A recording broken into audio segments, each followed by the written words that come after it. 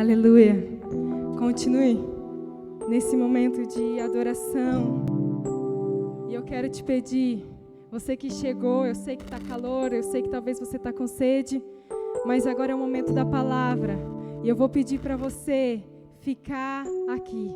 Amém? Você consegue segurar uns minutinhos? Nesse momento ninguém sai.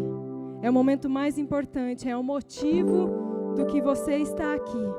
Enquanto eu estava louvando a Deus, adorando a Deus com os nossos irmãos, Deus me deu uma visão. E Ele me mostrou eu, como se fosse Gideão, malhando no lagar, escondida. E eu falei, nossa Deus, que isso? Aí Deus falou para mim bem claro, o Espírito Santo fala, pode falar. Ele disse, existem pessoas assim como você um dia. Estava lá naquela cidadezinha pequena, escondida, achando que ninguém estava te vendo. Eu estava vendo seu coração. Se você é essa pessoa, eu vou pedir para você guardar isso no seu coração, que no final da mensagem nós vamos orar. Aleluia! O Espírito Santo está aqui, amém? Eu vou pedir para você abrir a sua palavra, a sua Bíblia, lá em Efésios 2:10. Aleluia. Aleluia, Senhor. Efésios 2:10. Glória a Deus. Efésios 2:10 diz assim: pois somos obra-prima de Deus, criados em Cristo Jesus, a fim de realizar as boas obras que Ele de antemão planejou para nós. Aleluia.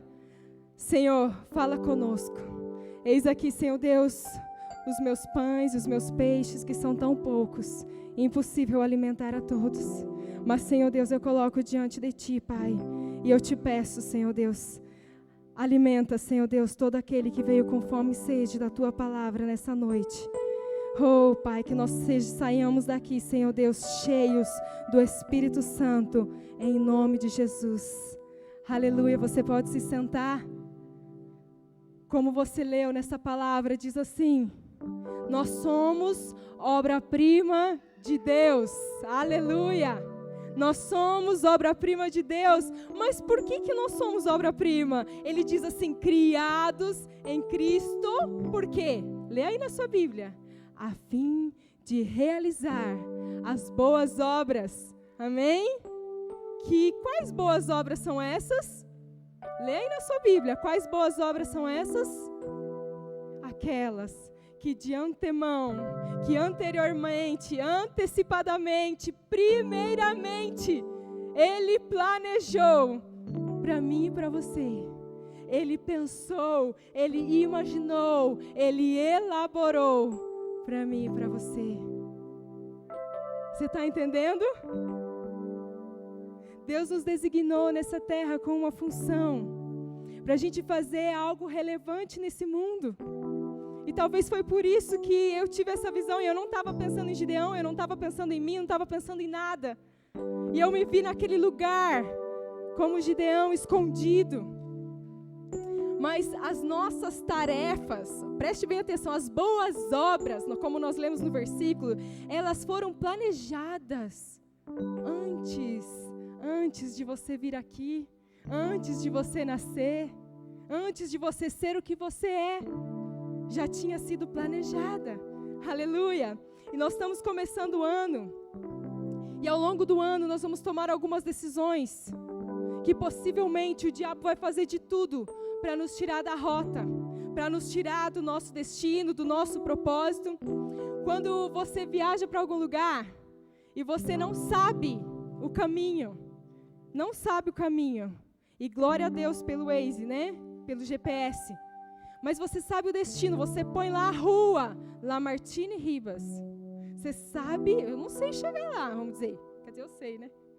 Mas, se você não souber, você confia naquele aplicativo que você vai chegar ao seu destino. Certo ou não certo?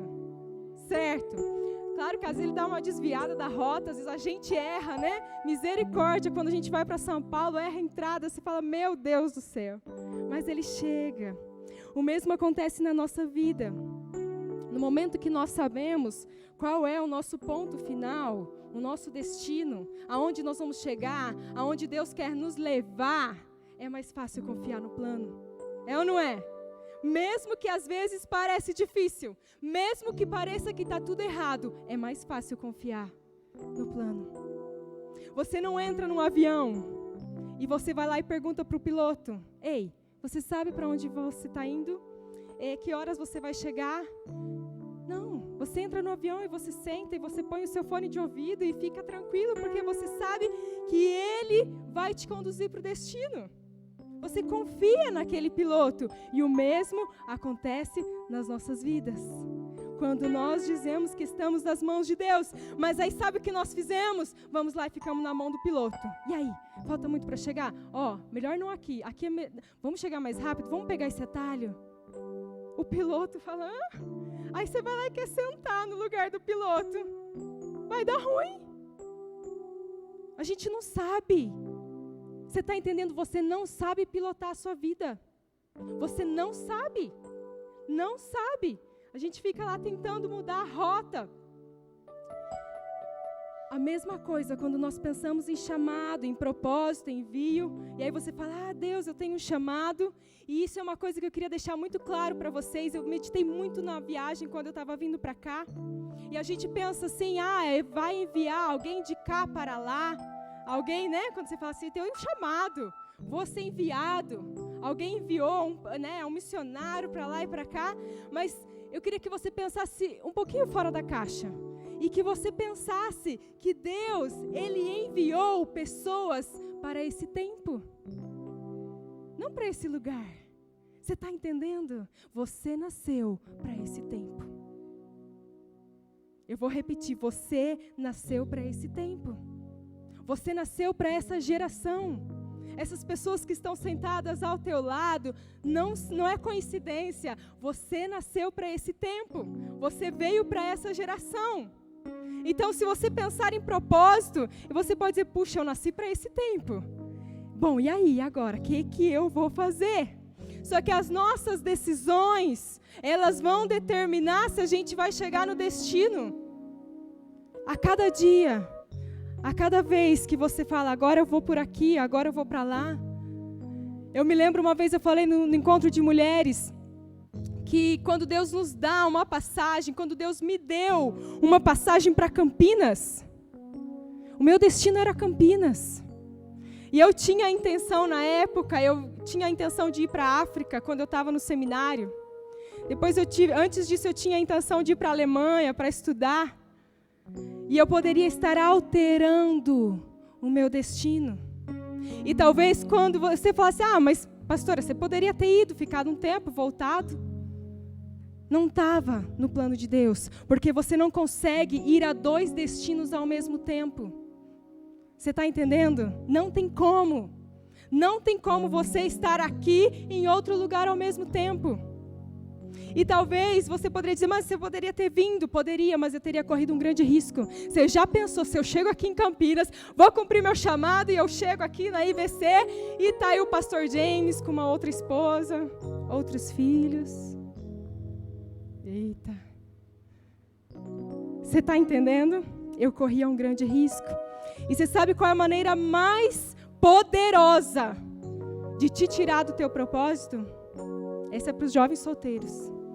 É um casamento errado. Rouba para sempre, irmãos.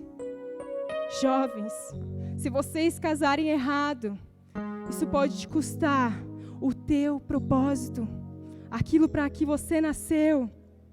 Seja fiel ao propósito. Aleluia. E nós vamos aprender que nós temos que tomar algumas decisões. E uma delas, se você estiver anotando, a primeira decisão é que para que você seja fiel ao propósito, você vai ter que aceitar o propósito. A gente vê quando Davi ele foi ungido rei, ele era moço, ele era adolescente. E ele só foi cumprir o chamado dele lá na frente, não é? Você vê Moisés sendo chamado com 40 anos para libertar o povo, mas ele só cumpriu o chamado dele com 80. José recebeu a visão de que ele seria um grande líder, ele tinha 17 anos. Ele foi cumprir o chamado dele com 30. Eu recebi o meu chamado quando eu tinha 12 anos de idade. Eu estava num culto e um pastor que não nos conhecia na época, depois nós nos tornamos mais amigos. Ele era da Argentina e ele chamou meus pais. Como Deus respeita a autoridade? Ele chamou meus pais, tipo assim, aquela de branco. E eu estava lá, nós somos entre 4 meninas. Aí a minha mãe foi para frente, ela falou, chama teu marido. Aí meu pai veio para frente, porque lá sentam mulheres de um lado, homens do outro. Chegaram aqui na frente, no altar, lá, né, em Tuparendi. Ele disse assim, eis que te digo, hoje eu estou separando uma das filhas de vocês para o ministério. E ela vai para longe. E começou a falar de coisas que eu estou vivendo hoje. Nós éramos 4, ele não disse qual. As minhas irmãs, as outras 2 também casaram, estão no ministério.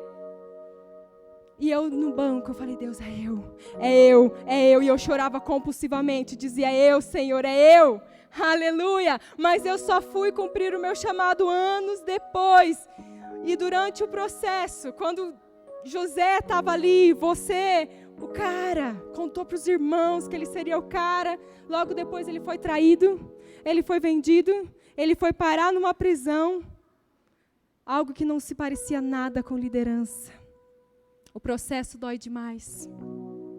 E muitas vezes a gente se sente abandonado. O processo dói demais. Só que quando a gente deixa algumas coisas para o Senhor, algo acontece. Quando você fala assim, eu quero o Senhor, e você tira algo de você, e você entrega no altar, e você entrega, abre-se um espaço dentro de você, para que Ele venha. Para que Ele venha, retira-se o vazio de dentro de você e o dono daquele espaço, Ele volta a habitar, amém? E quanto mais espaço você der, mais Ele vai ocupar. Mais Ele vai ocupar. E eu quero te perguntar, quanto espaço Ele está tendo na tua vida? Quanto espaço Ele está tendo na tua vida? E você não tem ideia da alegria, da vida que Ele nos dá. Quando Ele vem habitar em nós, porque Ele é a própria vida. Aleluia, Ele é a própria vida. E você vai se deparar que durante esse processo, vão haver sementes.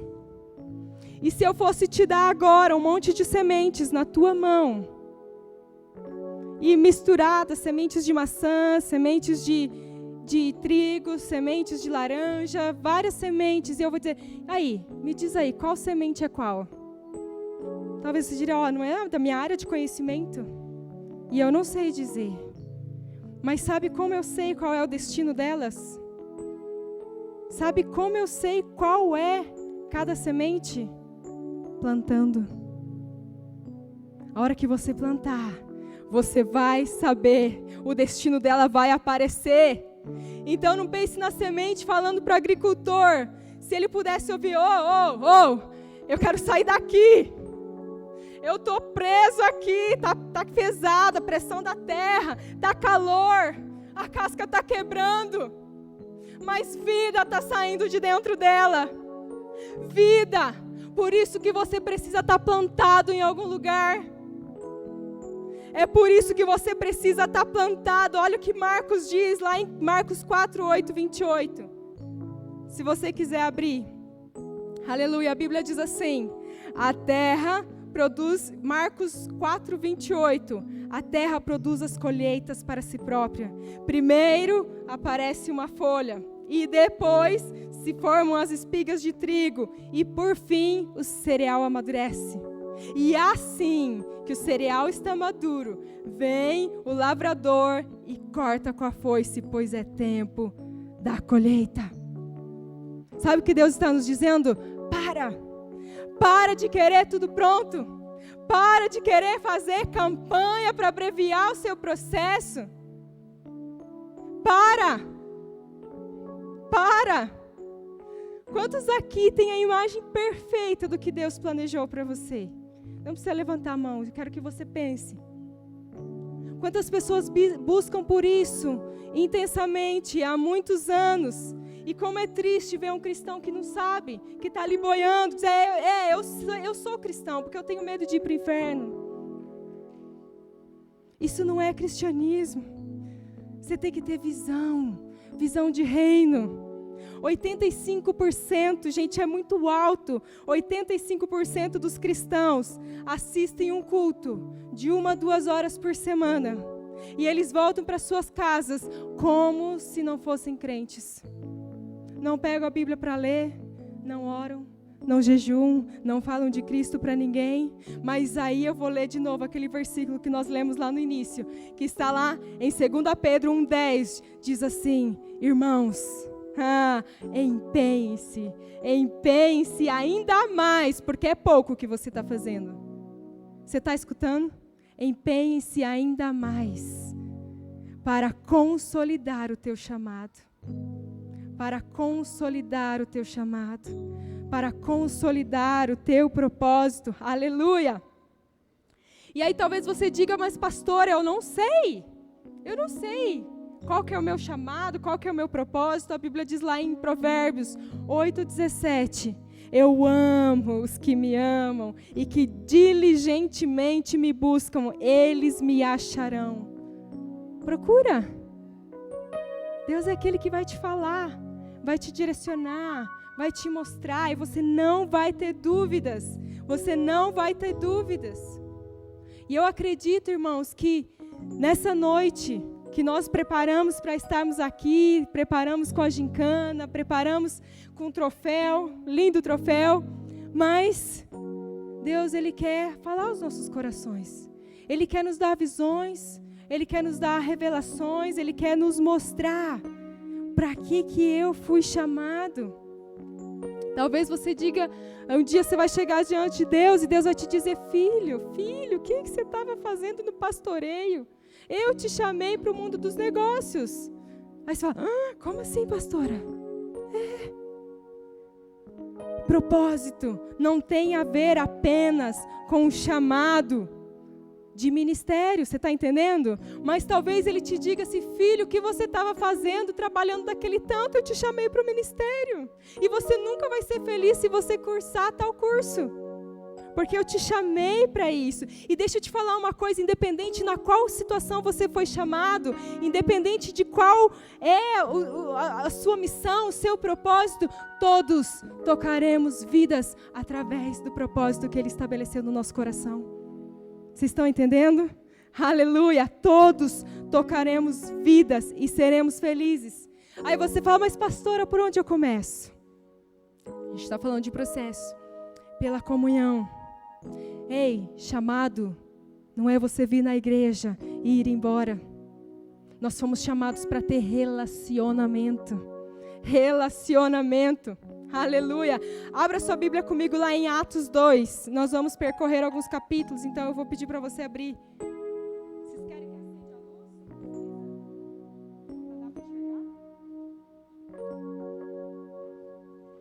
Atos 2, 43. Atos 2, 43 diz assim: todos estavam cheios de temor, e muitas maravilhas e sinais eram feitos pelos apóstolos. Todos que os criam mantinham-se unidos e tinham tudo em comum. Aleluia! Eles vendiam suas propriedades, amém? Continua. Todos os dias continuavam a reunir-se no pátio do templo, partiam o pão em suas casas e juntos participavam das refeições com alegria e sinceridade de coração, louvando a Deus e tendo simpatia pelo povo. E o Senhor lhes acrescentava todos os dias os que iam sendo salvos. Aleluia, eles eram generosos. E eles, o que acontecia? As pessoas iam se chegando e pessoas eram salvas. Mas preste bem atenção lá no capítulo 6. A gente vê um grande problema. Capítulo 6, a partir do verso 1. Você está entendendo? Eles estavam bem, aleluia. Muitas pessoas iam sendo salvos. Capítulo 6 de Atos diz assim: naqueles dias, crescendo o número de discípulos, os judeus de fala grega, entre eles queixavam-se dos judeus de fala hebraica, porque as viúvas estavam sendo esquecidas na destinação diária do alimento. E por isso os 12 reuniram todos os discípulos e disseram: não é certo negligenciarmos o ministério da palavra de Deus a fim de servirmos às mesas. Irmãos, escolham entre vocês 7 homens de bom testemunhos. O que mais? Bom testemunho, cheios do Espírito e de sabedoria. Passaremos a ele essa tarefa e nós nos dedicaremos à oração e ao ministério da palavra. Você está entendendo o que aconteceu aí? A igreja cresceu. Vocês entenderam? A igreja cresceu. E eles, como eles faziam tudo, e eles já não estavam dando conta, os 12, reuniram seus discípulos e falaram assim: ei, vamos escolher dentre o povo 7 homens. 7 homens cheios do Espírito Santo, de boa fama, de sabedoria. E ali começa o voluntariado. Olha só, e quando os apóstolos, eles escolheram essas pessoas, talvez muitos estavam ali dizendo: escolhe eu. Olha lá, Atos 6, o verso 5. Então, quem que eles escolheram? Quem? Estevão, homem cheio de fé e do Espírito Santo, além de Felipe, Prócoro, Nicanor, Timão, Pármenas e Nicolau, um convertido ao judaísmo proveniente da Antioquia. Apresentaram esses homens aos apóstolos, os quais oraram e lhes impuseram as mãos. Ei, eles foram chamados para cantar? Eles foram chamados para tocar? Eles foram chamados para pregar? Eles foram chamados para servir à mesa. Eles foram chamados para servir. É por ali que eu começo. Eles foram chamados para servir. E não era homem qualquer não, filho. Ah, pega aquele lá, pastor, que acabou de chegar na igreja, para ele ser... Não. Homens cheios do Espírito Santo. Aleluia. E olha no verso 7, diz: assim a palavra de Deus se espalhava, crescia rapidamente o número de discípulos em Jerusalém, também um grande número de sacerdotes obedecia à fé. Seja fiel no pouco. Seja fiel no pouco, viu, Danilo? Seja fiel no pouco. Ele trabalhou a noite inteira e estava aqui de manhã trabalhando de novo. E estava aqui servindo de novo. Seja fiel no pouco. E aí o que aconteceu com a igreja? Ela crescia rapidamente em números de discípulos. Aleluia! Não foi porque Pedro pregou melhor. Não foi porque agora Pedro colocou assim um fundo preto e uma música e um instrumental e aí começou a acontecer algumas coisas. Não foi porque eles chamaram um pregador top gospel para cantar. Vocês estão entendendo? A igreja crescia porque os irmãos começaram a se posicionar e serem úteis dentro da igreja. E serem úteis no local que eles foram plantados. E houve grande multiplicação. Aleluia. A segunda coisa. A primeira é aceite o processo. A segunda coisa é pague o preço. Esse é difícil, pastora. Abra lá em Atos 20. Aleluia. Atos 20. O verso 24, Atos 20, o verso 24, ele diz assim: todavia, não me importo e nem considero a minha vida de valor algum para mim mesmo, se tão somente eu puder terminar a corrida e completar o ministério que o Senhor Jesus me confiou de testemunhar o evangelho da graça de Deus. Aleluia. Ele diz: eu não considero a minha vida de valor nenhum. Sabe o que eu quero? Eu só quero completar, ser fiel ao meu propósito. É só isso que eu quero. Uau! Uau! Paulo conhecia completamente a sua missão. Jesus, quando veio a essa terra, ele conhecia completamente a sua missão. Eles colocaram lá no GPS, você sabe que você vai chegar lá. Você sabe. Independente de qualquer situação, Senhor, me ajude a tomar as decisões corretas para eu chegar no meu destino. Amém? Aleluia. Muitas vezes você vai dizer, mas pastora, o meu plano, eu sou tão jovem ainda. Eu tenho os meus desejos, eu tenho o meu anseio, eu quero casar assim. Pastora, eu quero ter 3 empregos para poder dizimar e ofertar na igreja. Pastora, eu quero ser próspero. Não tem nada de errado nisso. Eu quero saber se isso está alinhado com o propósito de Deus. Se você tem plano de reino. E para você cumprir esse plano, você vai ter que morrer. Você vai ter que morrer. Você vai ter que pagar um preço. Ah, pastora, nós estamos no tempo da graça. É verdade, irmão. Jesus, ele já pagou o preço. Ele nos deu tudo. Mas vai nos custar tudo. Vai nos custar tudo. Quem entra numa loja, preste bem atenção. E você entrou, alguém aqui já entrou numa loja e você vê aquele tênis. Cara, aquele tênis top das galáxias. E você vai mirando nele e fala, cara, esse tênis vai ser meu. Essa bolsa vai ser minha. Nossa, essa bolsa vai ser minha. E aí você já começa a falar, eu preciso. E aí você se empolgou. E aí você provou. E aí você foi lá e perguntou da vendedora o preço. Aí você falou, vocês estão rindo que já fizeram. Quem nunca? E aí você se empolgou. E aí você perguntou o preço. E aí você falou, eu vou dar mais uma voltinha. E nunca mais voltou. Quem nunca? Mas você amou, você provou, você se imaginou como as pessoas te veriam com aquela roupa, com aquele tênis. Mas quando você viu o preço, você não estava disposto a pagar. Vocês estão entendendo? É muito fácil falar sobre promessa, falar sobre propósito. Pouco se fala o preço que nós temos que pagar para alcançá-lo. Mas Jesus nunca nos iludiu. Nunca. Ele sempre nos deixou bem claro que ia nos custar tudo. Abra comigo lá em Gálatas 2:20.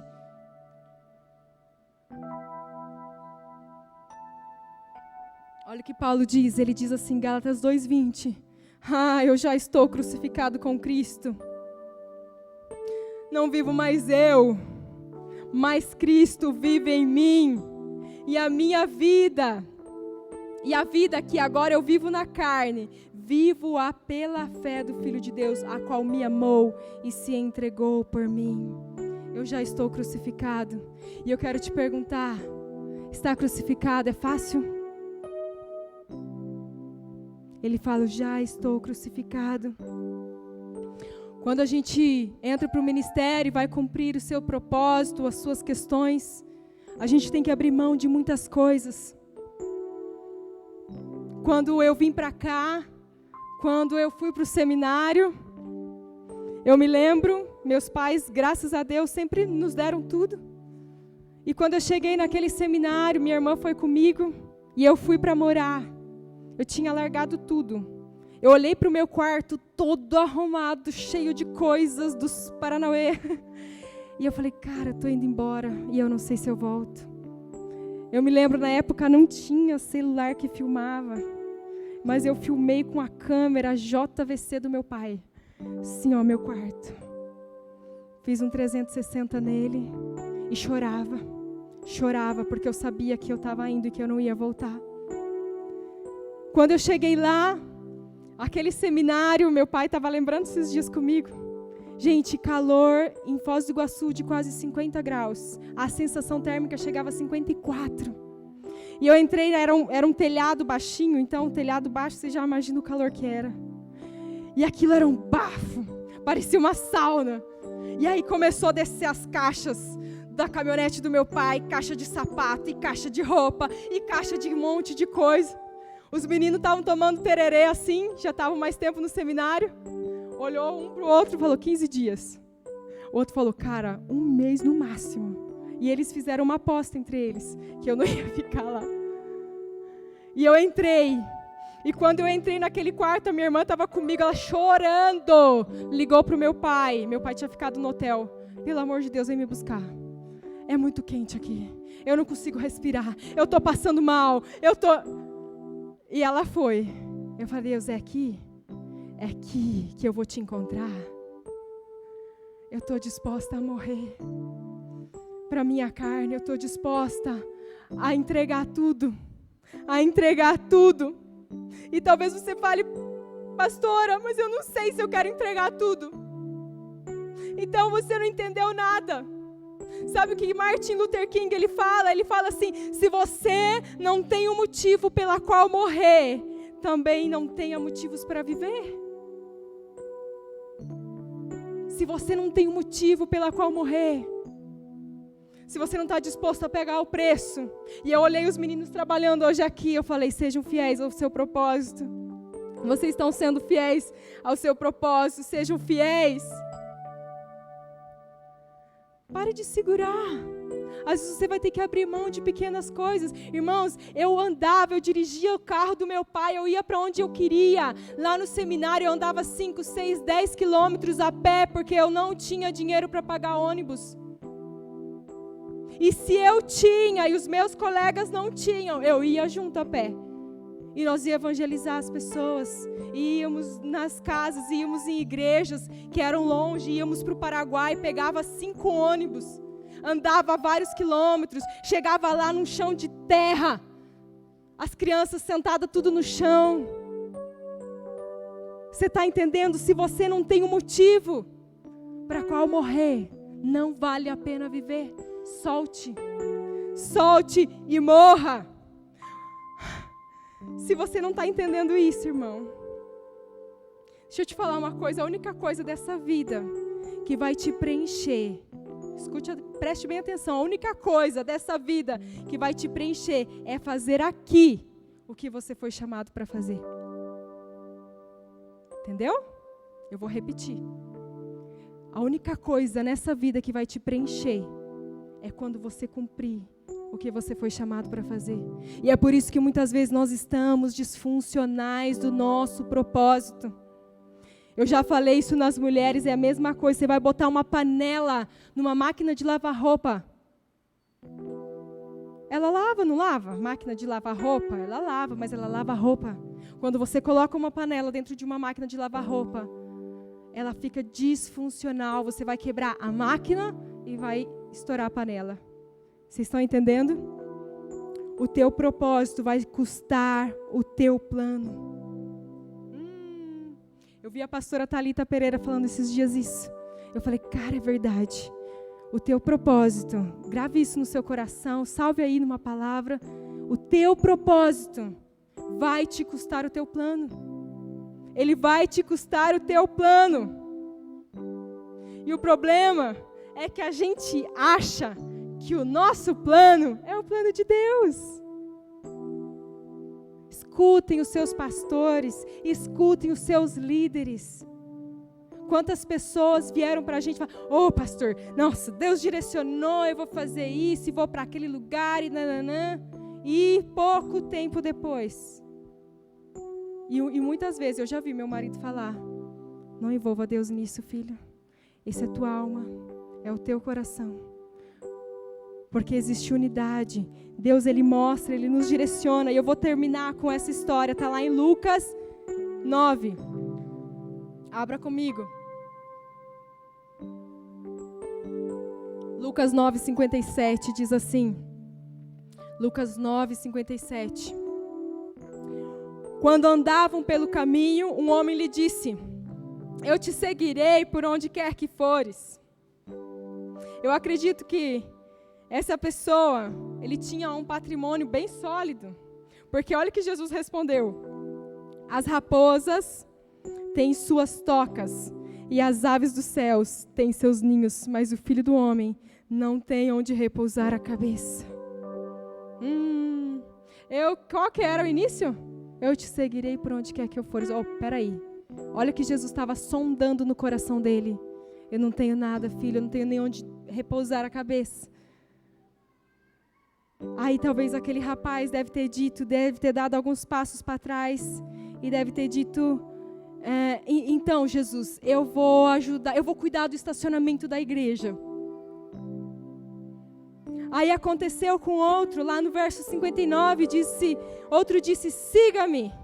Mas o homem respondeu, Senhor, deixe-me ir primeiro sepultar o meu pai. E Jesus lhe disse, deixe que os mortos sepultem os seus próprios mortos, para que você vá e proclame o reino de Deus. Eu não vou entrar muito no texto, mas gente, era legítimo enterrar o pai, lógico. Por que Jesus estava falando isso? Porque na tradição judaica era o primogênito que enterrava e ele ganhava a parte da herança dobrada. Ele estava preocupado com o dinheiro e Jesus revelou o que estava no coração dele. Você está entendendo? Ele revelou, porque ele entendeu que se ele não enterrasse o pai, aquela porção dobrada da herança ia para o próximo filho. Então ele diz, não, eu vou te seguir, mas primeiro, preste atenção, primeiro, prioridade, a prioridade não estava em Jesus. Então ele deve ter dado uns passos para trás, e dizer, Jesus, pode ir indo, daqui a pouco eu vou, tá? Eu vou, se você quiser, eu vou ajudar algumas pessoas, eu faço café lá na igreja, se você quiser, eu faço alguma coisa, mas vai primeiro, depois eu vou. E agora veja o terceiro, lá no verso 61 diz assim, ainda outro disse, vou seguir-te, Senhor, mas deixa-me primeiro voltar e me despedir da minha família. Repare de novo, primeiro, repita comigo, primeiro. Ele disse, primeiro eu vou me despedir, eu vou ir aos cultos, Jesus, eu vou ir aos cultos, mas primeiro eu vou fazer o que eu quiser.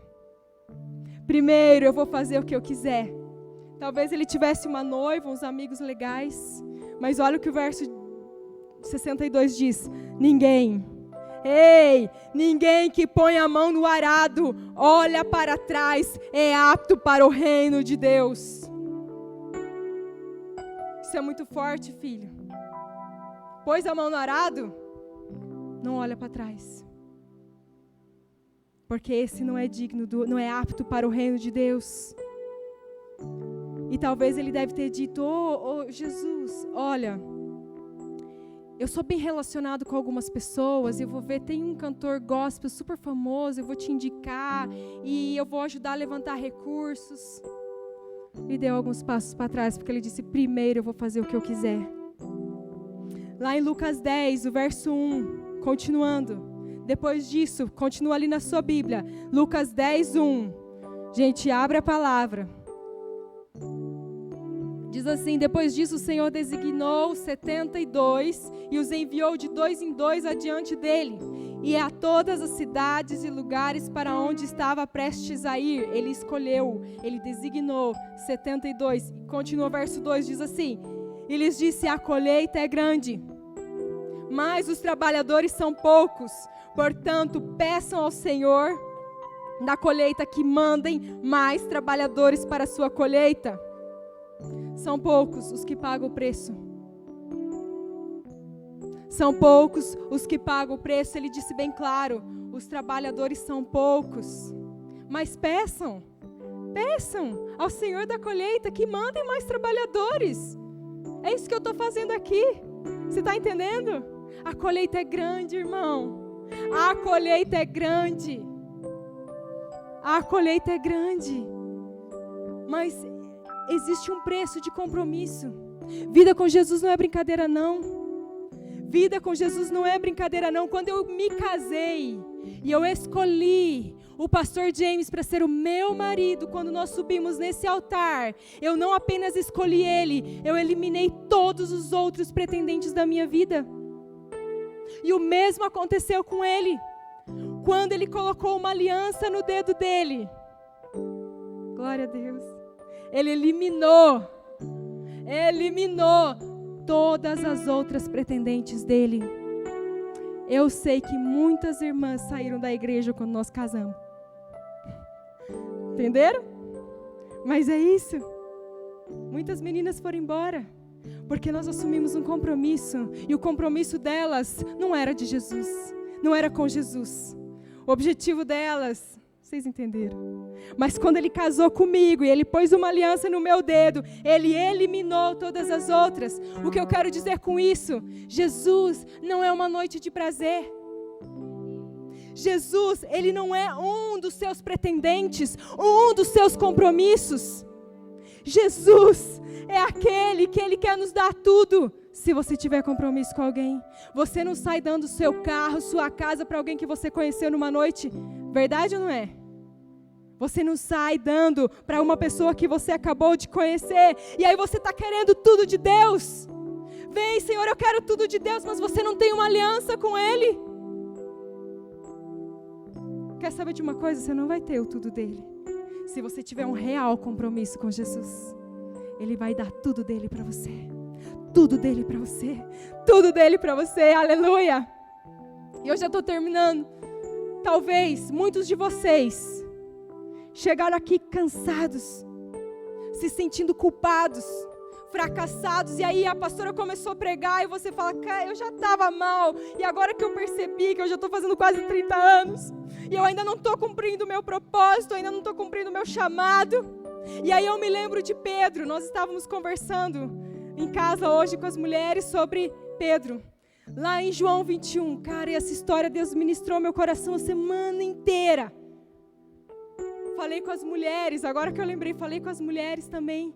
Quando Pedro, ele tinha negado Jesus, quantas vezes Pedro tinha negado Jesus? 3 vezes. Ele pediu perdão para Jesus quando ele estava lá na cruz. Deu tempo? Deu ou não deu? A Bíblia não conta. Ele se reconciliou. Falou, cara, Jesus, você não vai acreditar. Você não vai acreditar. Eu fiz aquilo que você tinha me dito. Eu caí, eu fui fraco, eu fracassei. Mas ele sai do lugar que ele estava e ele anda cerca de 100 quilômetros para chegar no mar de Tiberíades.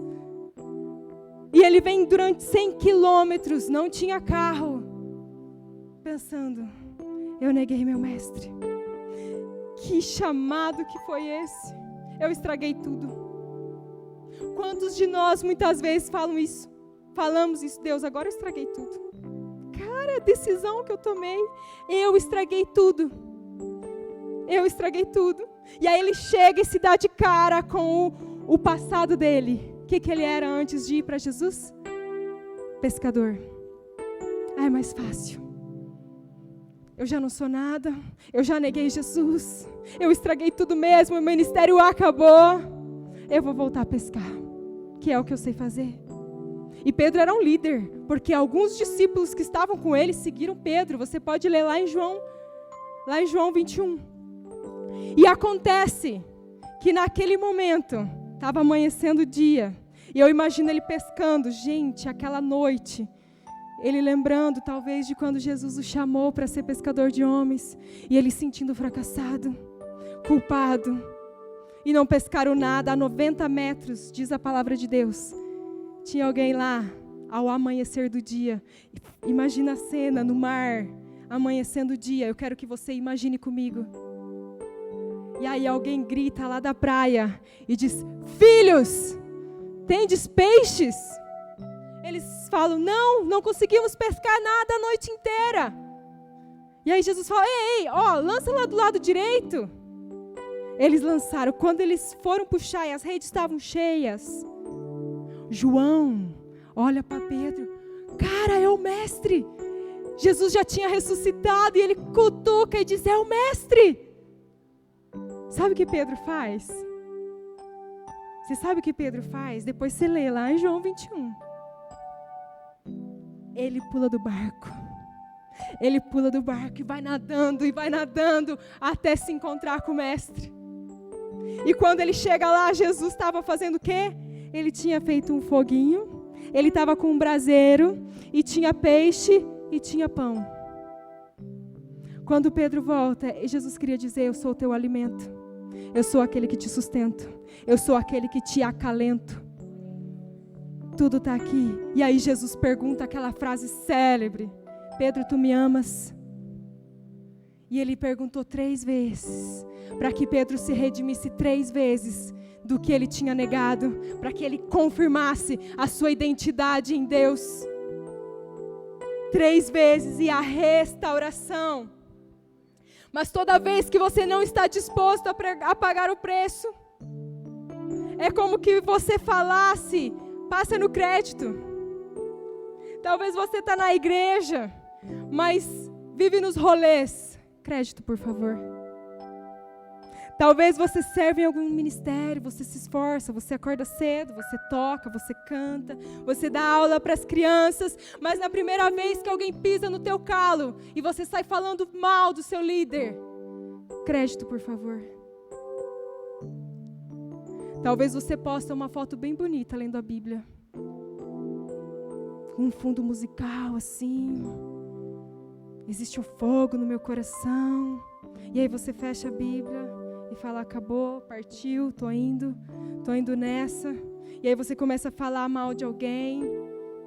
Crédito, por favor. Talvez você não consegue dominar a sua vida, não domina suas finanças, não domina seu casamento, não domina seus desejos, e aí você quer ministrar na vida de outros. Crédito, por favor. Quantos estão entendendo? Não fica pensando, irmão, que as coisas boas dessa vida, elas acontecem por acaso. Existe um preço a pagar. Existe um preço a pagar. E só chega no destino quem cumpre o preço. Quem paga o preço. Quantas vezes, irmãos, e meu marido está de prova, que eu já tive vontade de dar umas voadoras gospel em algumas pessoas.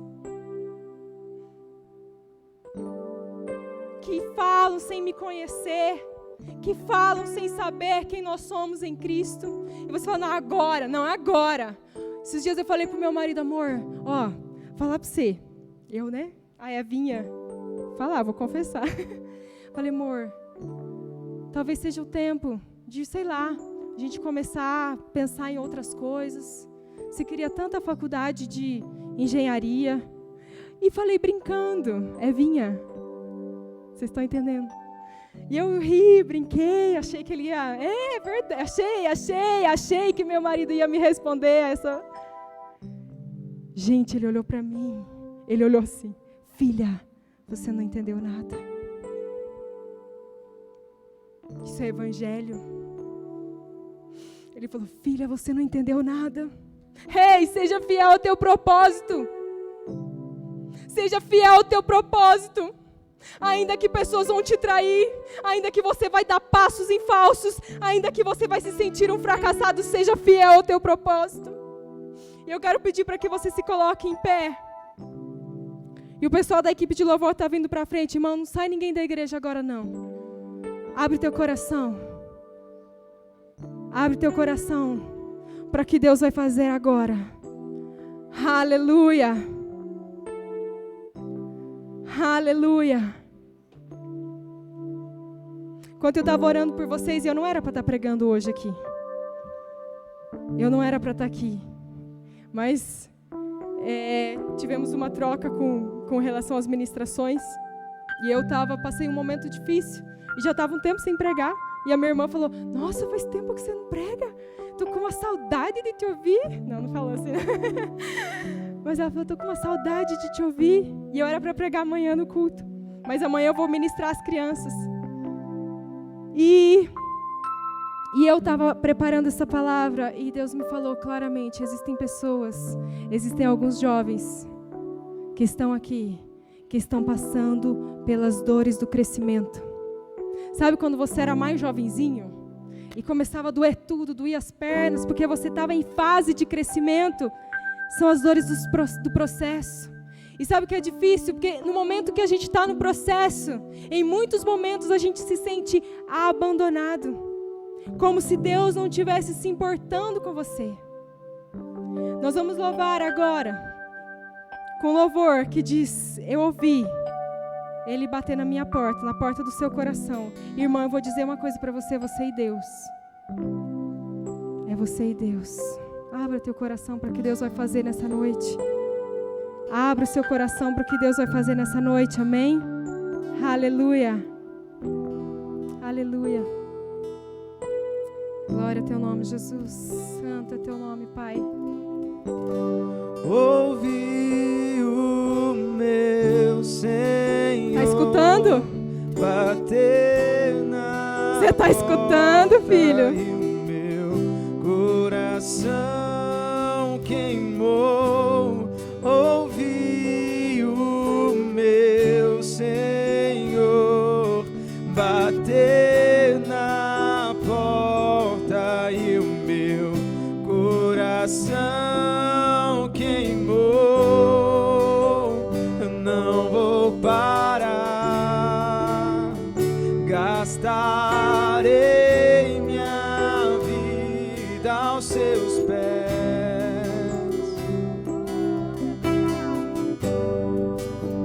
Eu não vou parar, gastarei minha Declare isso ao Senhor com verdade. Eu não vou parar, eu não vou parar, gastarei minha vida aos seus pés, Senhor. Ouvi o meu Senhor bater na porta e o meu coração queimou. Ouvi o meu Senhor bater na porta e o meu coração queimou. Eu não vou parar. Eu vou pedir para você sair do seu lugar. Gastarei Se você ouviu minha Ele bater na tua porta, e se essa palavra falou com você, não olhe para ninguém, irmão. Não olhe para ninguém. Eu quero que você venha até a frente. Eu quero que você venha até o altar. Nós vamos orar por você.